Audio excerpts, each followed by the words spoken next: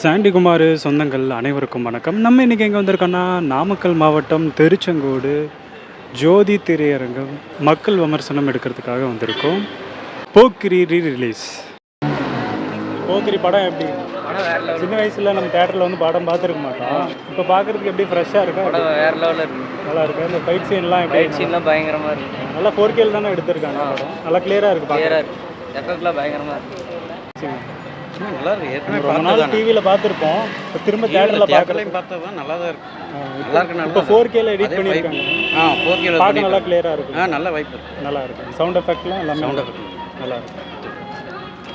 எப்படிங்க படம் எப்படி? படம் நல்லா இருக்குது.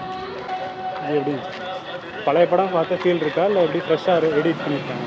வீட்டில் நல்லா இருக்கு. எப்படி படம் எப்படி? இன்னொரு தடவை கூட பார்க்கலாம். அப்படிங்களா? என் நெஞ்சில் குடியிருக்கும் எனது அன்பான நண்பிகள் எல்லாம் எப்படி இருக்கீங்க? எனக்கு தேவை பணம், பதவி, அதிகாரம்லாம் இல்லை. என் சனங்களோட நிம்மதி.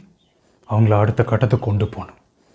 அதுக்கு குறுக்க யார் வந்தாலும் சரி, யார் வந்தாலும் தட்டி கேட்பேன்.